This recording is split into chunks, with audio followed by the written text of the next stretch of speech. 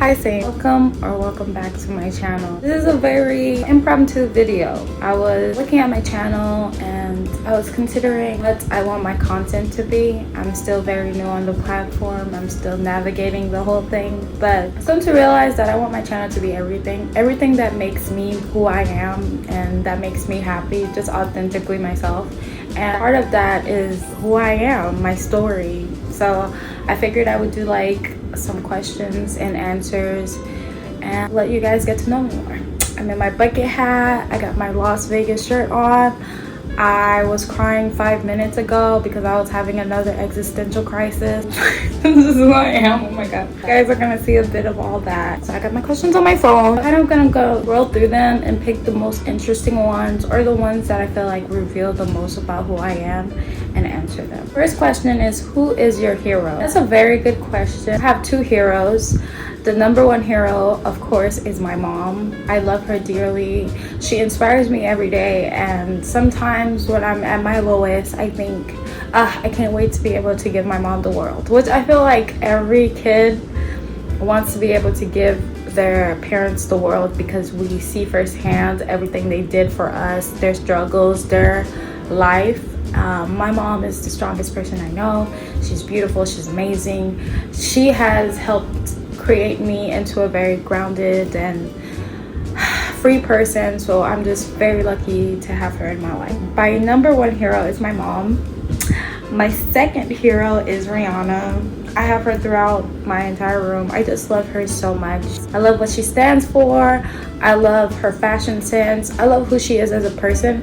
And it's very interesting to me because I was that kid in high school who was like, oh my god, you guys look up to celebrities. That could never be me. But I have to come to understand that there are certain things that people relate to. There are certain qualities about a person that transcend space, that transcends time, that transcends your ability to physically touch them or know them as a person.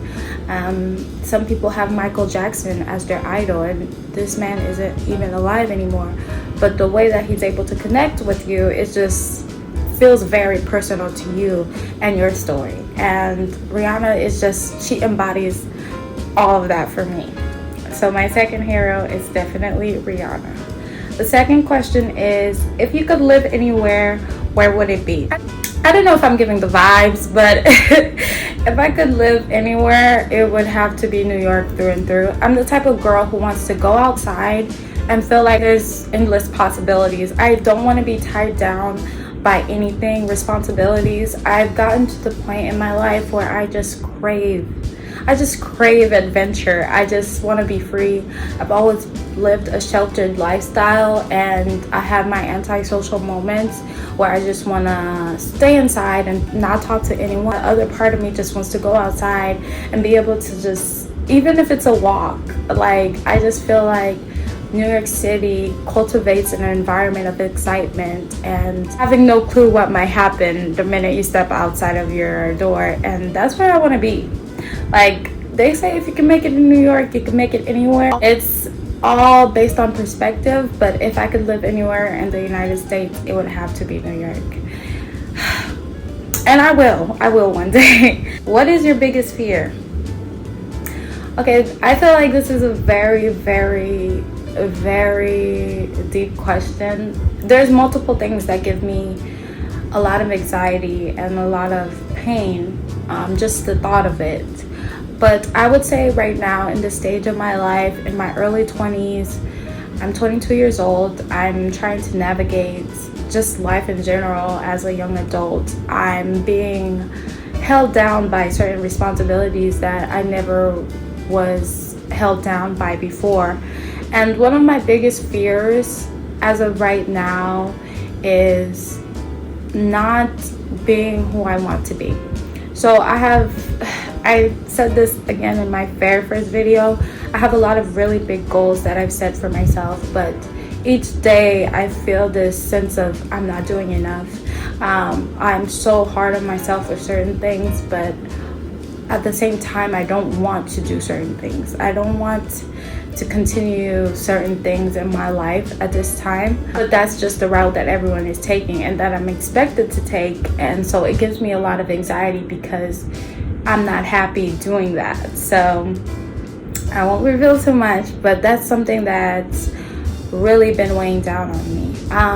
It's spring break for me right now, and I'm still in my student apartment, and I've been watching BoJack Horseman a lot recently, and I feel everything he's going through, at least up to season 3. That's where I'm at right now. I feel that sense of, when will I be happy? Will I be truly happy? I feel like this emptiness inside of me where I just really crave to feel it, and I've tried productive and non-productive ways to fill this emptiness and this hole that I keep feeling inside, but it hasn't been filled. But I'm trying to wake up each day and try new things, and that's all we can do. And it's part of life, this strange time, and we're living in a very strange time right now. So understand that you're not alone, and that everyone is kind of going through a shift right now where they're trying to figure it all out as well. I've reached that point in adulthood where even the people you think have their shit together don't. Adults are just big babies. They're still trying to navigate it themselves, and that's why I try to give as much grace as possible onto everybody. Everybody has different situations. They have different things that may affect them more than it may affect you. So everyone is different. So all we can do is just be kind to each other and treat each other with grace. What is your favorite book to read? I haven't read a cover-to-cover book in a while, but I would say at this stage of my life, a book that I reminisce a lot on is Aristotle and Dante Discover the Secrets of the Universe.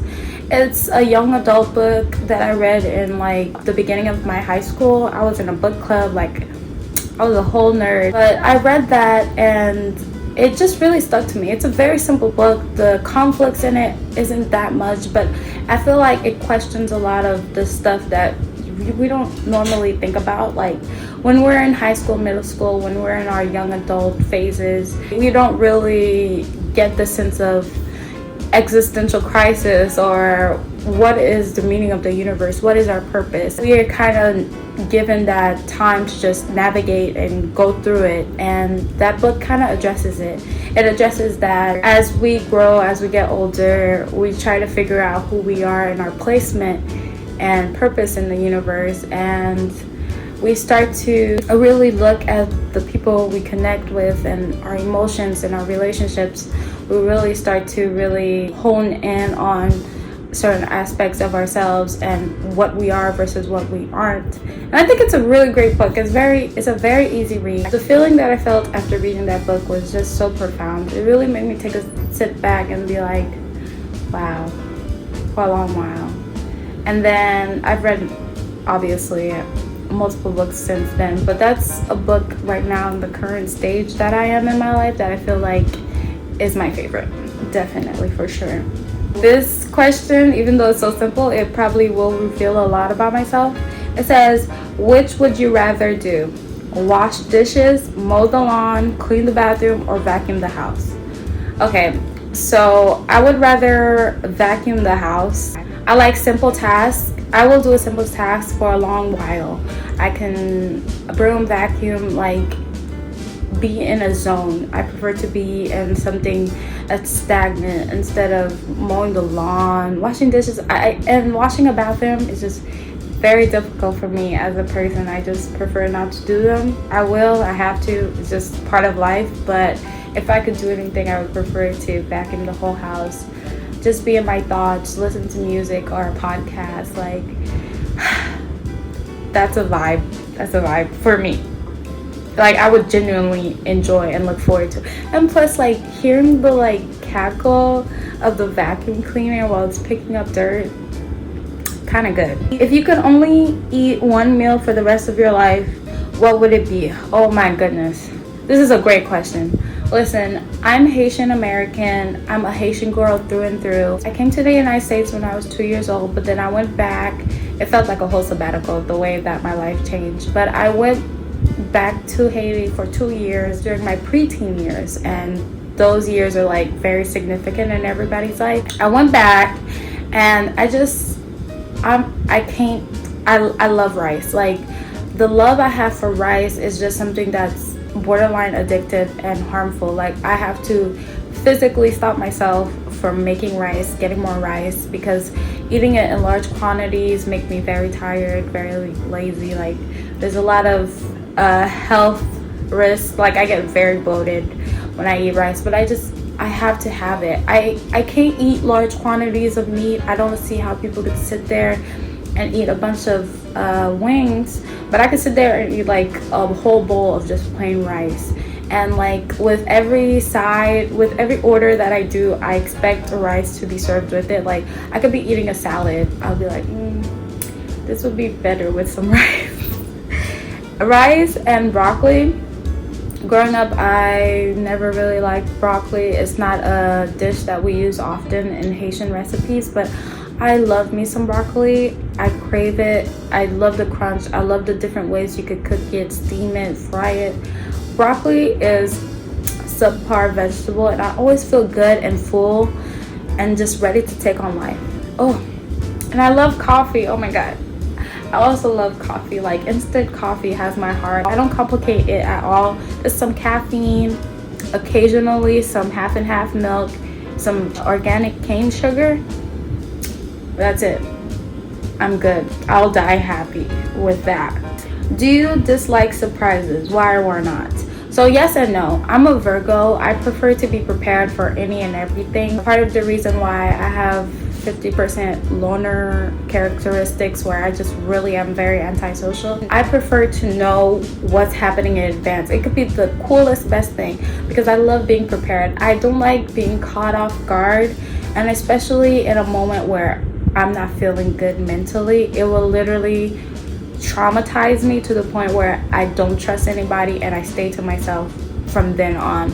I don't like things being shoved in my face. I'm very like in my own time, because I'm such an intrinsic person that certain things can really trigger me. So I try to, really keep my emotions logically at all times, but certain things can trigger me, and it's just, where do I go from there? And I gotta go back on my healing journey. And I understand healing isn't something that's linear. It's something that happens up and down. We go through different phases, but for me, I really try to build on progress. And so when certain things catch me off guard and it's not in a good way, I just really can't. Even if the intentions behind it was the purest thing ever, it just really makes me feel uncomfortable. And so I don't like surprises. Yeah. What are your hobbies? So I love to write. I'm a writer through and through. It's just in my soul. And I write about everything. I've come to realize that I'm not just a person who writes fictional stories. I write poems and actually really good prose. I haven't gotten to the point where I will write something that's like autobiographical. Autobiographical. I haven't gotten to that stage, but I will sprinkle my own experiences and personality in everything that I write. You will have like a little hint of who I am as a person, just based off of my writing. Like, I prefer creative writing over anything. If money was no object, what would you do all day? Money was no object, I would gather all of my friends, go to a private island. We would meditate, really connect with nature, sunbathe in the sun, like just disconnect from everything in the world, really be in our own bubble, have deep, meaningful conversations. Like, that's something I can't wait to be able to provide for my friends and family. Just peace, literally just peace. Just meditate, drink some good tea, like stuff like that. That's what I would do if money was no object. A private island where we really just center everything about just connections. I'm a person who hates small talk. I hate unnecessary conversations. It's really difficult for me to sit there. If a person tells me to tell them about myself, I will literally break down. Like, there's nothing more I feel useless for my time than that.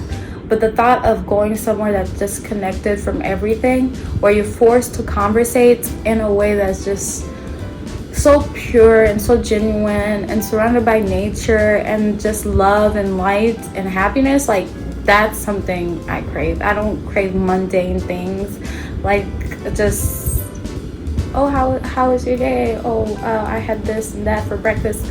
Like my mind, I won't even categorize it as something being worth me remembering. Like I don't like it, and if it's not worth me remembering, it's not worth my time.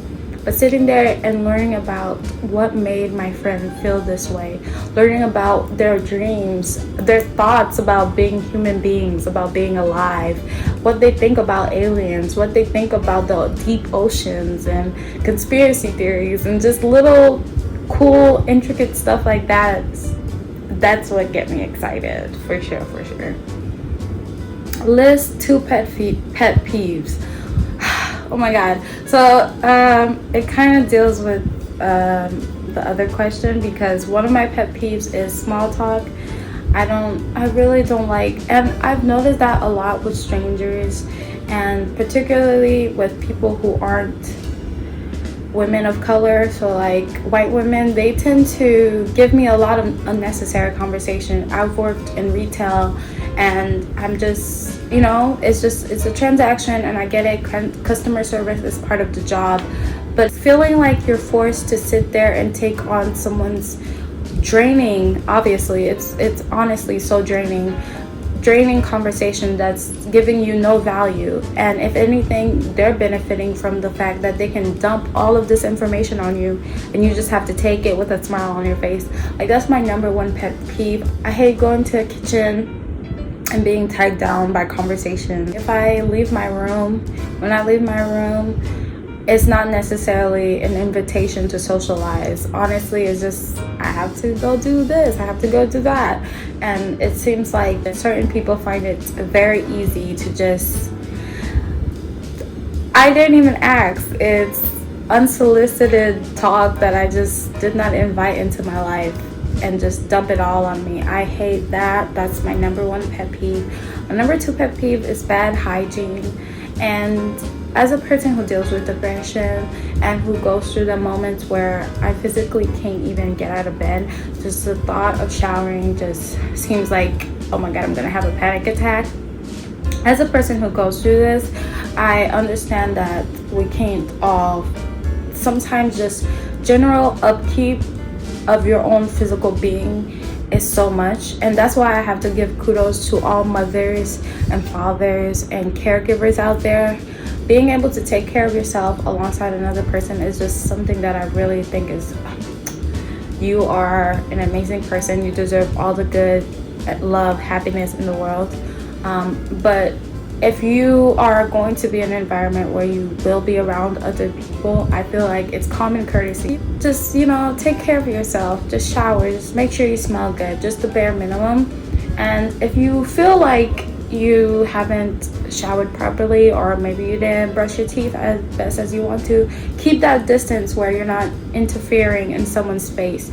Like even before the pandemic, I've been very particular about, just general hygiene and just how people touch you, just little stuff like that. I've been very particular about kind of my whole life, and I just feel like it's just courtesy to, make sure that if you're going to be around other people, you make sure you take care of yourself. And there's nothing wrong in just saying, I can't make it today, guys. I'm not in the mood. I'm not able to, set boundaries with other people if that's what you have to do as well. Where do you see yourself in 5 years? That's oh my god, that's such a good question. I see myself happy in 5 years. Right now, am I gonna cry? We don't know, maybe. But right now, I'm on a healing journey. Oh my god. I'm on a very healing journey as of right now. I'm trying to be happy. I'm not. Oh my gosh, like I'm not happy.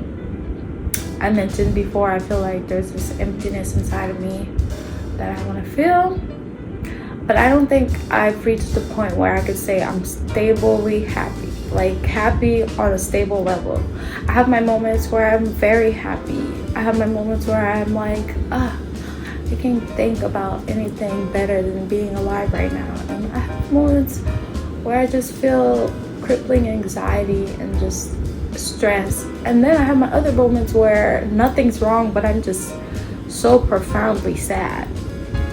Which is why recently, as I've been watching BoJack Horseman, I'm like, I literally feel everything these characters are going through. Like, I'm like, girl, same. But yeah, in 5 years, I see myself being happy because this healing journey, I know it's not linear, but if progress isn't happening, I will try any and everything because I need to be happy. I owe that to myself. I owe that to my childhood. What is your favorite childhood memory? So as I mentioned, I went back to Haiti for 2 years during my preteen years, and I really connected with my grandma. Oh, I love my grandma. I'm not an emotional person, but today is giving very emotional vibes. But my grandma is someone who I cherish so much. Oh my God, I'm about to cry again. It's so embarrassing. But my grandma has, and I didn't realize it until later on in life. It's more of a hindsight type of situation. But my grandma, honestly, there's nothing like a grandmother's love. It's just so genuine, so my true experience with unconditional love. She just knows what I needed at the perfect time. Just being around her, I've never felt more safe in my life. So I would say it's not one particular childhood memory, but if I could go back and cherish those 2 years I spent in Haiti with my grandma and my sibling and my cousins and my family, I would go back 110%. It was hard. There are certain moments that were hard, not going to lie, but it was just so beautiful. It felt like the longest vacation. It just felt like it was just so beautiful. I cherish it so much, and I can't wait to be able to go back, but I doubt it will ever be the same. It's like one of those moments that's like once in a lifetime. But lucky for me, I experienced that once in a lifetime moment for 2 years. So my favorite childhood memory is those 2 years that I spent in Haiti. What's the most unusual thing you've ever eaten? Oh my goodness. So I don't know if I actually have this. I haven't been diagnosed with it. But ever since I was a kid, I would like to eat things that don't have nutritional value. And I began craving like the blandest thing. Like I love chalk. Like obviously I wouldn't recommend anybody to eat these things, and I don't swallow these things, but I used to eat chalk, like rocks, little stuff like that. And then as I grew up, I love flour, like just the blandest flour, like no salt, no added anything, just plain flour. I would chew it or eat it and spit it out. Oh my God, it sounds so disgusting, but it literally makes my mouth water. So the most unconventional thing that I'll eat is flour or anything. And so I think I have pica or pizza. I'm not sure. It's spelled Picca, where you crave things that don't have any nutritional value in them. And I don't know, like recently I've been very good with it. I haven't done it, but I know like it's something that will be in my life forever. It's one of those things that it's like, it's not something I could compromise on. It's ingrained in me. It's literally part of who I am. I love it. So I would say that would be the thing. If you were a ruler of your own country, what would be the first law you would introduce? The very first law that I would introduce is free housing for everybody, free food, free water, free food. Let's talk about it. So I've always been in the mindset that I understand the transactions of in restaurants, transactions, and like, you know, fast food chains, whatever. You have a business where you sell food, I buy it, I pay for it. But bare minimum food that we need, so like I would say vegetables, like things that we need to just function as human being, I feel has always been something that should be free. And I understand there's a huge I feel like, no, I'm not gonna make excuses. I feel like it is feasible to be able to have people have the bare minimum when it comes to food, while also having a whole business around the food industry as well. So I think I would do that. Yeah, that would be my number one. Let's see, I want one last question, something really nice, so that I can see, so I can finish this video. I want a good question. I think this is a good question to end this video on. It says, if you could go back in time, no, not that. If you could share a meal with any 4 individuals, living or dead, who would they be? Okay, so since it's only 4 individuals, I was going to say my ancestors. I've been on a very spiritual journey as well, where I really crave my ancestry. Besides my immediate family, I don't really know much about my ancestry, and I want to know what tribe I come from. Like, I really crave that, but ancestry, DNA, all that little thing, that is not going to work for me. I just want to know my roots. But since it's only 4 individuals, I would say Rihanna. Number 1, I would have to have a sit down with Rihanna. My dad. My dad is still in my, well, he's not in my life, but I would like to have a sit down with him and talk to him and really just get to know now that I'm older as an adult, get to know who he is and what made him act the way he did. Oh my god, this is so cool. Okay. So I have a poster of Tupac Shakur and Snoop Dogg on my wall. Tupac, I feel like, has always been one of the few male idols that I've had. I've had a lot of female idols in my life, but he's one of the few male idols that I felt really understood a lot of my core values, not just when it comes to womanhood and our roles in society and how we should treat our women, but also just when it comes to the police, when it comes to just his unapologetically raw and gangster attitude with life. I would say Tupac, and last but not least, Malcolm X. I would love to sit down with this man. Listen, beyond him being fine as heck, beyond him being so fine, I just really want to know him. I probably wouldn't even delve into the like quintessential questions about, you know, clearly his role in the civil rights, that yada yada yada. I just would really want to know him as a friend. And oh no, we have to switch one of them out. I'm sorry, Tupac, I love you, but also Beyonce. So Beyonce, my dad, Malcolm X, and Rihanna. I would give anything to sit down and have a chat with Rihanna. So I hope you guys got to know me a little bit better. This video has been kind of vulnerable, kind of a bit all over the place, but we can't always expect perfection, and that's not something I'm striving for on this channel. I just want it to be something that I can put out there because I have to. I can't keep all of this stuff in my head. So I love you guys. I hope you guys are having a wonderful day, evening, or night, wherever you are. I hope it's a good time. Bye.